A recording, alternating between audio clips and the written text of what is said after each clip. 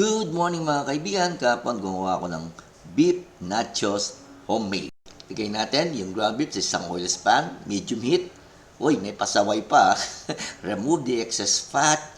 Add soy sauce. Add ground black pepper.